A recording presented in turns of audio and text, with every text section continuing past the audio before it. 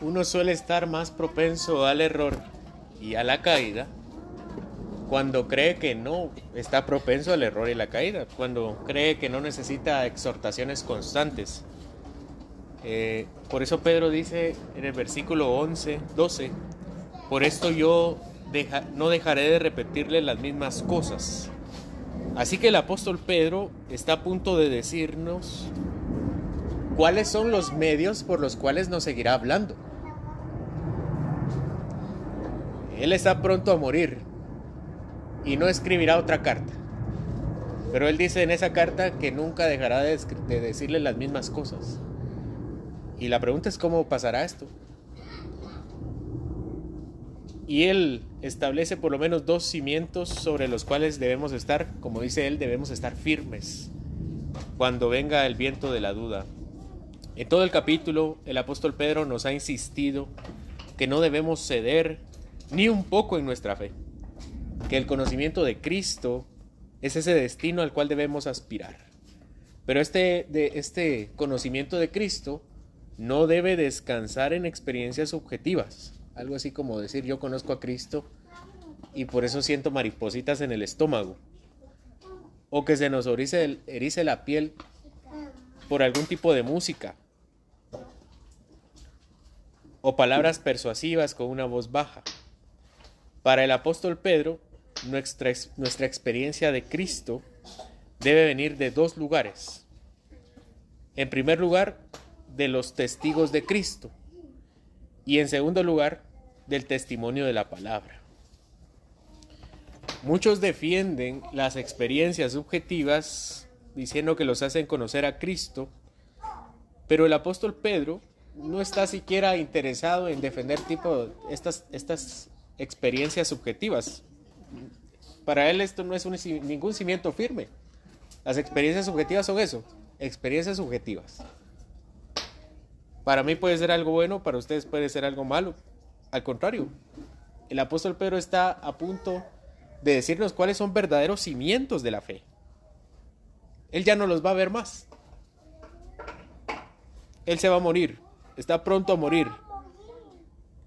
Y su preocupación primordial de esta carta, como veremos en el siguiente capítulo, es que no se muevan en su doctrina. Porque no solamente se trata de decir yo no quiero moverme de doctrina.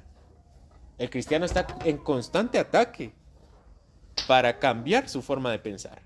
Y esto es revelador porque en el mundo cristiano, donde se compite por quién tiene el mejor equipo de luces y de tecnología actualizada y el mejor aire acondicionado y oradores más elocuentes, muchas iglesias sacrifican. Yo no estoy diciendo que muchas de estas cosas no sean malas. El aire acondicionado hace mucho bien cuando hay calor. Pero en un mundo cristiano donde se compite por eso, generalmente se sacrifica el estudio profundo de la palabra. Pero Pedro va a decir, amárrense a la palabra. No vayan más allá de la palabra. Ánclense en la palabra. Y descubran la riqueza que hay en la palabra. Por lo cual es común que muchos sacrifiquen la palabra por generar ambientes de conexión o de experiencias. Pero esto solo es camino hacia la debilidad. Porque un día yo amanezco triste y creo que Dios no está conmigo. Como mi experiencia personal define mi relación con Dios. Y otro día amanezco alegre.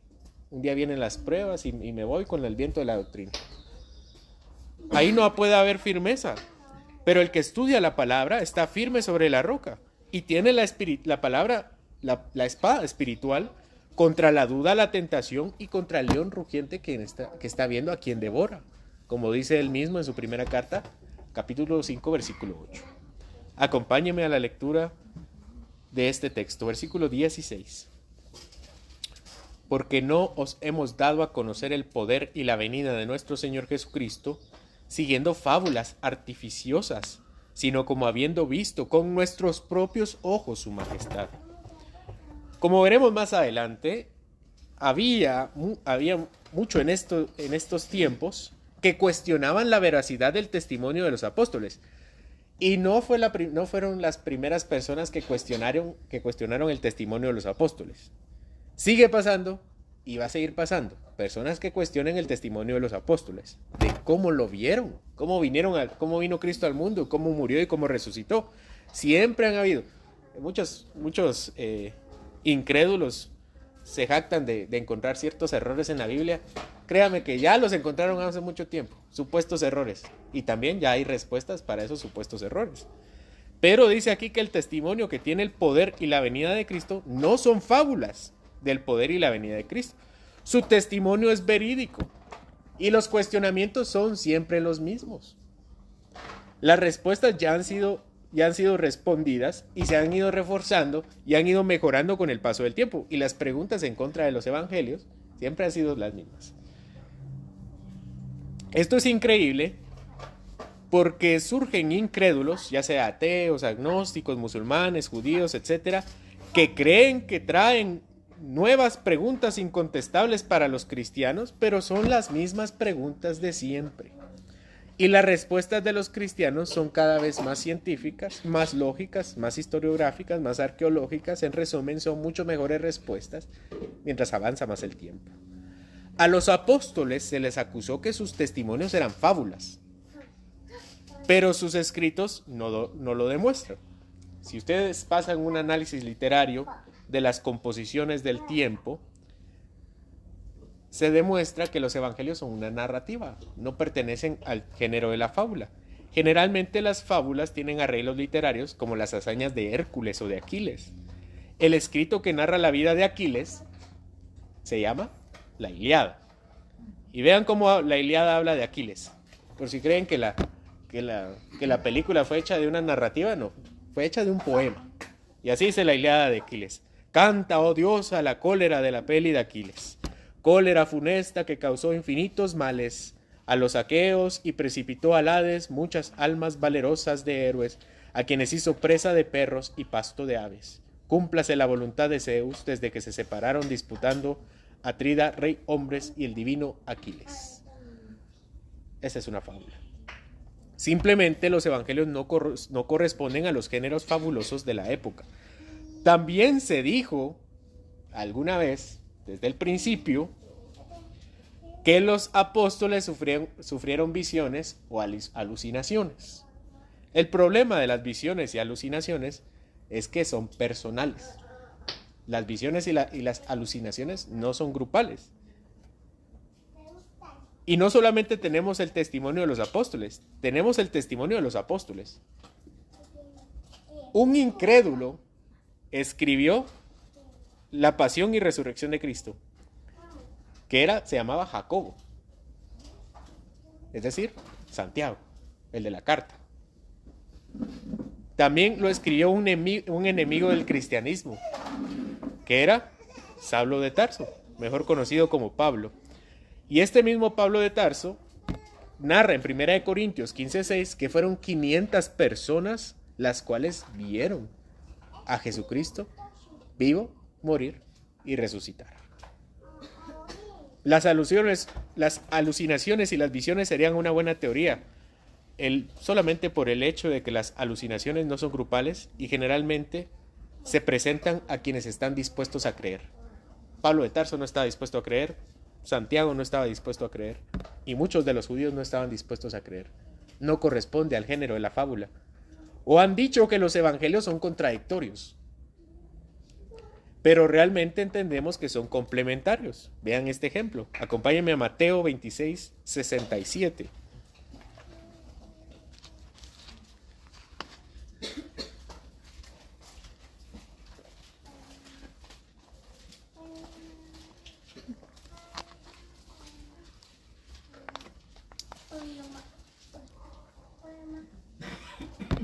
Mateo 26:67 dice: entonces le escupieron a Cristo en el rostro y le dieron de puñetazos, y otros le abofetearon diciendo: profetízanos, Cristo, ¿quién es el que te golpeó?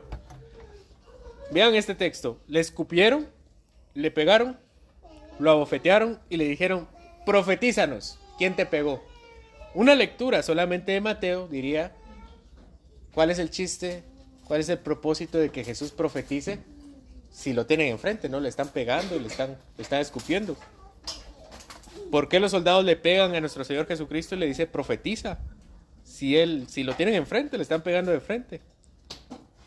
Pero los evangelios nos complementan. Lucas 22:63.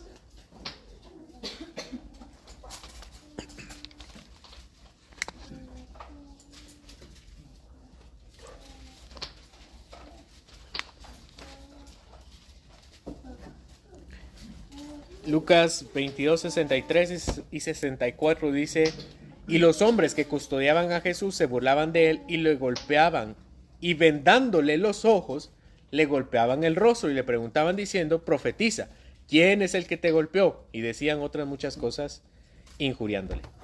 Lucas nos dice que le exigieron profetizar porque le habían vendado sus ojos, cosa que no dice Mateo. Lucas complementa la información que Mateo nos dice, y no porque se hayan puesto de acuerdo, simplemente porque están contando su experiencia. Cuestionaban a Jesús para que profetizara, pero porque le tenían vendado los ojos.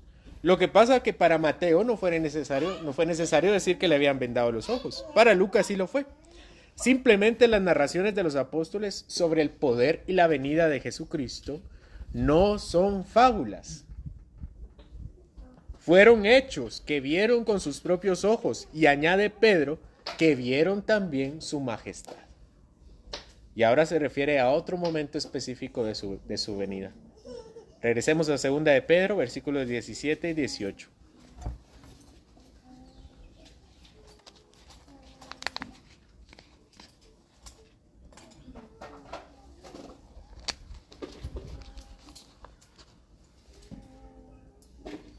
Pero cuando él recibió de Dios Padre honra y gloria, y le fue enviada desde la magnífica gloria una voz que decía: este es mi Hijo amado en el cual tengo complacencia. Y nosotros oímos esta voz enviada del cielo cuando estábamos con él en el monte santo. A continuación, Pedro se refiere a su propia experiencia en el monte de la transfiguración, que tradicionalmente se ha creído que es el monte Tabor.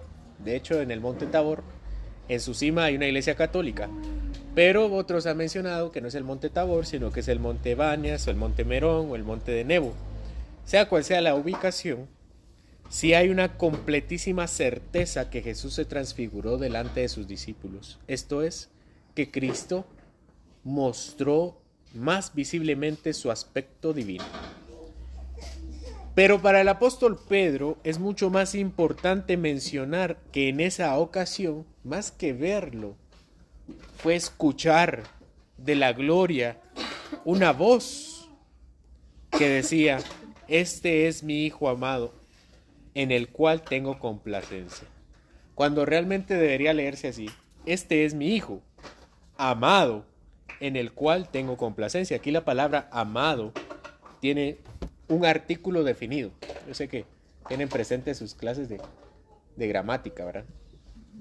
Su artículo definido. Esto quiere decir que dice así: este es mi Hijo, el amado. Ese es el artículo. El amado del Padre. Esto significa que no solamente es un hijo a quien quiere, es Él al que quieres. Tiene una categoría diferente a la de los demás. Es aquel hijo cuya voluntad, como aquel cuya voluntad era la voluntad del Padre. Recordemos que fueron 3 discípulos los que experimentaron este acercamiento con Jesucristo: Pedro, Jacobo y Juan. Bueno, Jacobo no pudo dar su testimonio porque fue asesinado muy rápido. A él lo mató Herodes en Hechos capítulo 12. Pero el apóstol Juan sí escribió también su testimonio relacionado con la gloria de Cristo. Acompáñeme al Evangelio de Juan capítulo 1 versículo 14. Juan 1:14.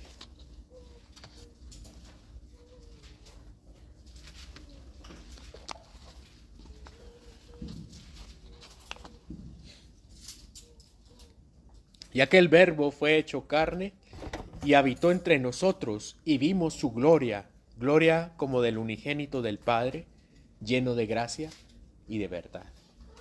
Y también lo dice en su primera carta. Acompáñenme a su primera carta, primera de Juan, capítulo 1, versículos 1 y 2.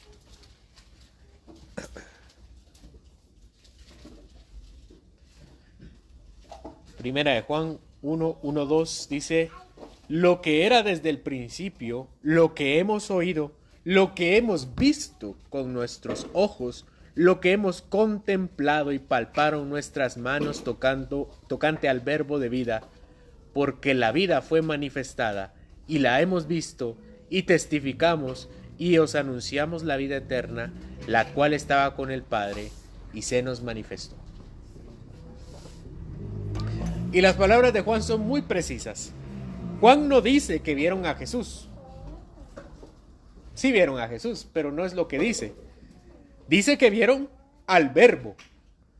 Juan dice que fue el Verbo hecho carne, es decir, Dios hecho hombre. Vieron a Dios hecho hombre.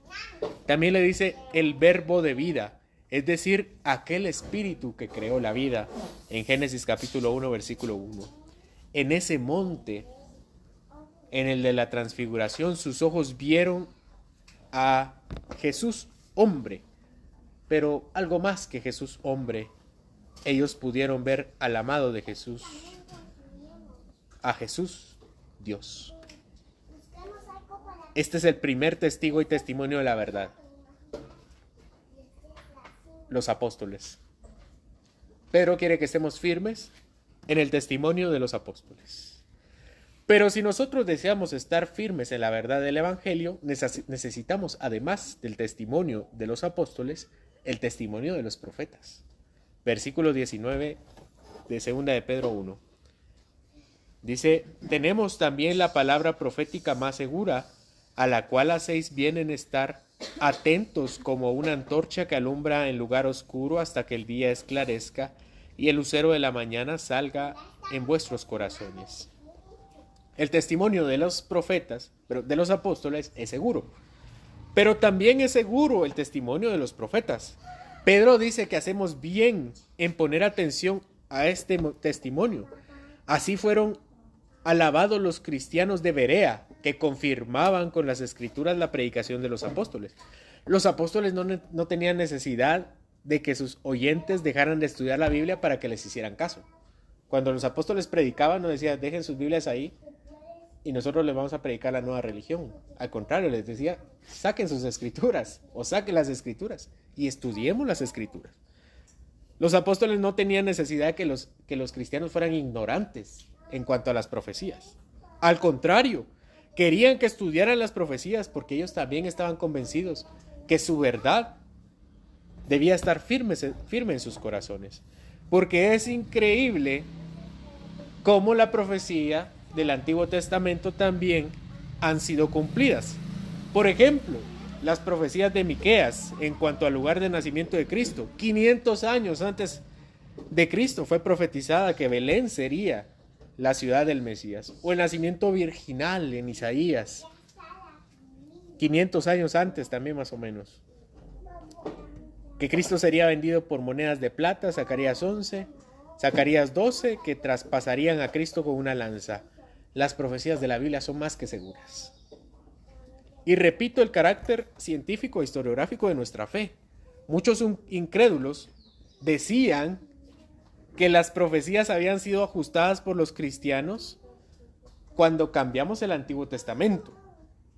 Por ejemplo, muchas de estas menciones, muchas de estas acusaciones en contra de los cristianos de haber cambiado el Antiguo Testamento se realizaron en el siglo XIX, hace poco más de un siglo. Porque aprovechando el mes de la Biblia, nuestro códice o nuestra Biblia más antigua del Antiguo Testamento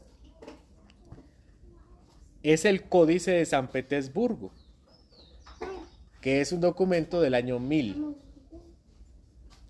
Y tenemos también el Códice de Alepo del año 930.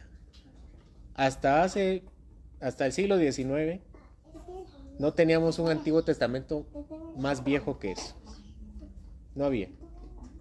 Si ustedes iban a los museos o a las bibliotecas antiguas, y decía, deme el manuscrito del Antiguo Testamento más antiguo, solo les decían, hay uno del 1000 después de Cristo y del 930 después de Cristo. Y bueno, ellos decían, bueno, ya vieron, ajustaron, esos 1000 años ajustaron el Antiguo Testamento, porque no hay un documento antiguo de la época de Cristo, ni mucho menos antes de Cristo. Y así muchos eruditos, supuestos eruditos, cuestionaron la Biblia, hasta que en 1947 fueron descubiertos los rollos del Mar Muerto, entre otros documentos. Textos del Antiguo Testamento del 250 antes de Cristo. Y las escrituras de los rollos del Mar Muerto, para empezar, era antes de Cristo. Los cristianos no pudieron haberlo manipulado. Y en segundo lugar, tenían exactamente las mismas profecías que el Códice de San Petersburgo y el Códice de Alepo.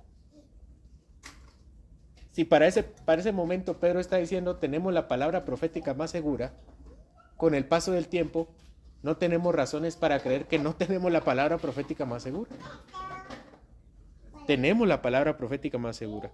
Así muchos eventos de la Biblia han sido cuestionados, pero descubrimientos arqueológicos de personas que no son cristianas han confirmado hechos y eventos. Por ejemplo, se encontró el túnel de Ezequías, las murallas de Jericó, los textos de Balaam, el sello de Jeremías y un largo etcétera, que no me alcanzaría el sermón para decirles todos. Pero dice, tenemos la palabra profética más segura, que hacemos bien en estudiar, porque nos ilumina como una antorcha. Es decir, que quienes se han adentrado en el estudio de la palabra, en el estudio reverente de la palabra, han sido iluminados por ella. Pedro dice que es como una antorcha que ilumina un lugar oscuro hasta que llega el lucero de la mañana, cuando amanece. Porque la palabra es la que ilumina nuestros corazones para hacer entender que Cristo es el Salvador del mundo y para hacernos entender que es nuestro Salvador personal. Esto es lo que más necesitamos. Cristo es nuestro máximo bien. Él es la fuente de la cual bebe quien tiene sed. Él es el abogado de los pecadores, el baño de los sucios, el padre de los hijos pródigos y la brújula de los perdidos. Como dice 2 Corintios 4:5, porque no nos predicamos a nosotros mismos, sino a Jesucristo como Señor y a nosotros como siervos por amor de Jesús. Porque Dios, que mandó que de las tinieblas resplandeciese la luz, es el que resplandeció en nuestros corazones para iluminación del conocimiento de la gloria de Dios en la faz de Jesucristo. Cristo también será la gloria futura. No solamente es nuestra luz hoy, sino también será nuestra luz en el futuro.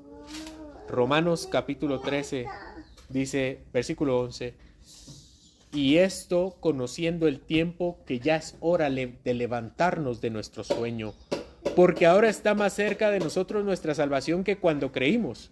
La noche está avanzada y se acerca el día. Desechemos pues las obras de las tinieblas y vistámonos de las armas de la luz. Pero debemos entender primero algo que Pedro dice. Regresemos a 2 de Pedro, capítulo 1, versículo 20-21. Entendiendo primero esto, que ninguna profecía de la Escritura es de interpretación privada, porque nunca la profecía fue traída por voluntad humana, sino que los santos hombres de Dios hablaron siendo inspirados por el Espíritu Santo. Este texto ha sido utilizado por la Iglesia Católica Romana para justificar lo que ellos llaman el magisterio de la Iglesia, conformado por los obispos y por los papas. De acuerdo con ellos, dicen que solamente los obispos y el papa pueden interpretar la Biblia. Dice, ninguna palabra es de interpretación privada. Ninguna profecía de la Escritura es de interpretación privada.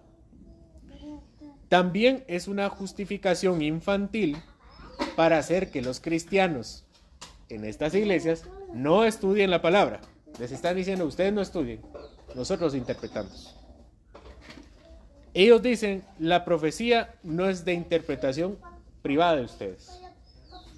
Pero para empezar, el texto no dice que la Biblia es interpretación del clero. no dice eso.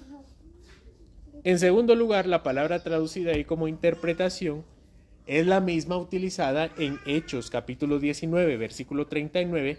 En aquella ocasión, que si recuerdan, querían matar a Pablo, una de las tantas, querían matar a Pablo, y lo habían tomado para matarlo, y alguien gritó que eso no debía hacerse así, que debían llevarlo a la asamblea para que se decidiera.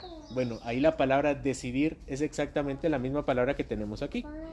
Entonces, aquí la palabra no significa tanto interpretar como buscar un significado, sino una decisión. Leámoslo así: ninguna profecía es de decisión privada, porque nunca la profecía fue traída por voluntad humana. ¿Qué quiere decir esto? Que los santos hombres de Dios nunca dijeron personalmente: hoy tengo ganas de escribir la Biblia, y se pusieron a escribir.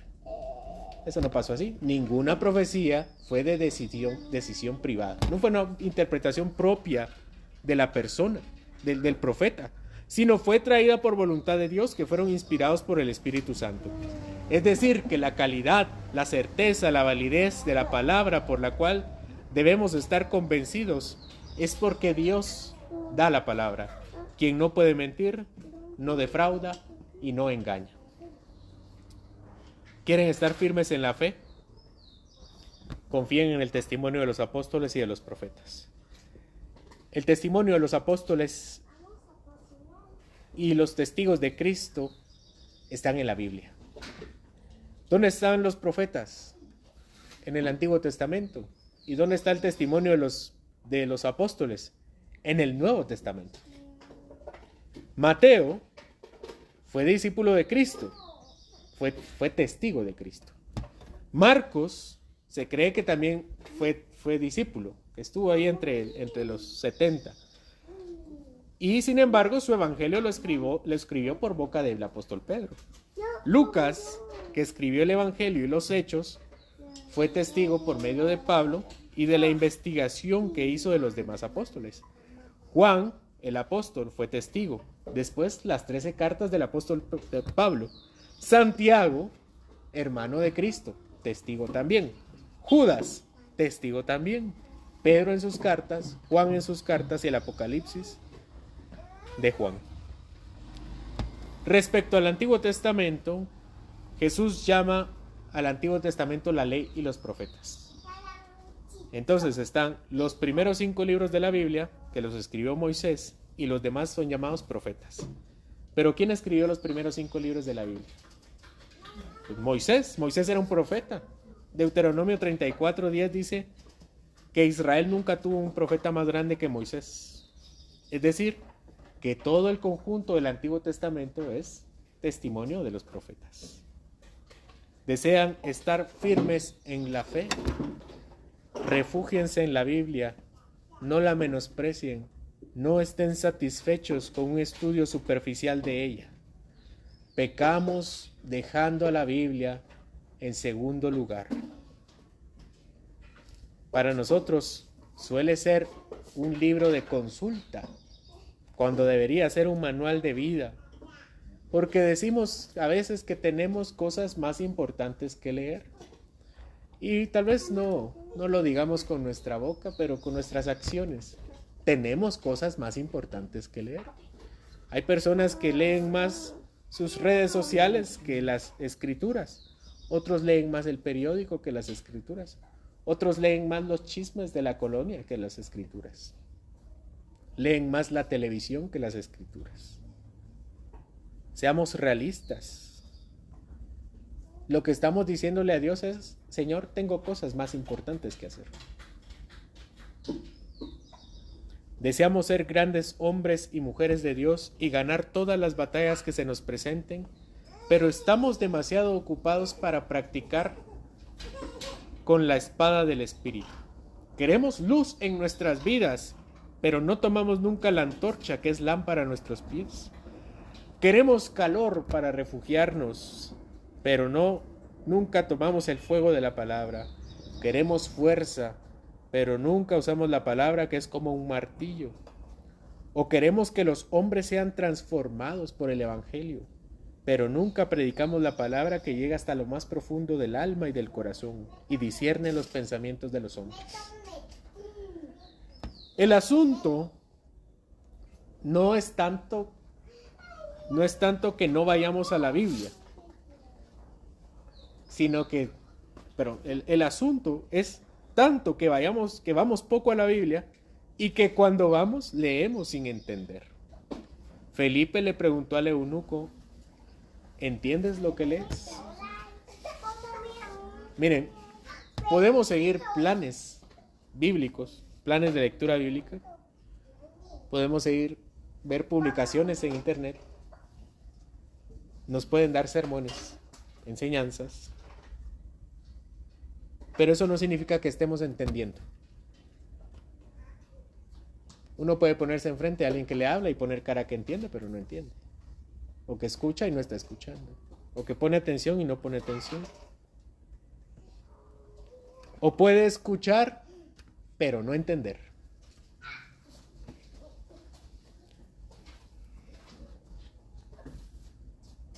Lo hermoso de la Biblia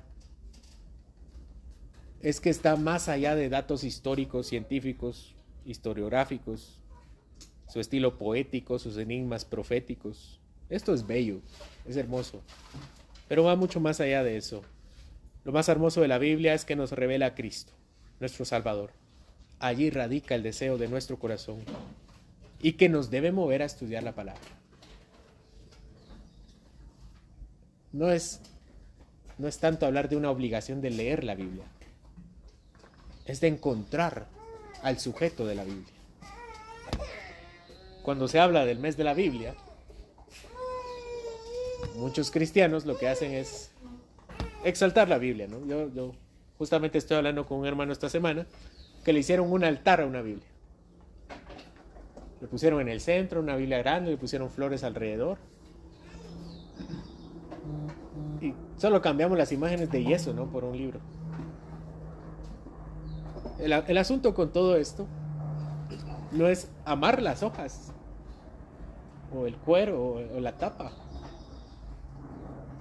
Tampoco es un libro de conjuros. Como decir, Señor, aquí Padre nuestro, amén, y se cumple. No es eso. Es que la Biblia tiene a Cristo, todas sus partes. Poco amor a la lectura bíblica demuestra poco amor a Cristo, para vergüenza de nosotros. Yo puedo decir que amo mucho a Cristo, pero no buscarlo en lo absoluto. Es más fácil poner música. Es más fácil poner música suave y creer que allí sentimos la presencia de Dios que hacer lo que Él sí nos ha dicho que debemos hacer para encontrarnos con Él. Y esto es estudiar la palabra. Poco deseo por la lectura bíblica demuestra poca pasión por Cristo. Pero para nosotros que dejamos a Cristo en la Escritura por un lado, también Cristo es la cura. Debemos confesar que pecamos en estudiar poco y que si estudiamos la Biblia muchas veces lo hacemos superficialmente.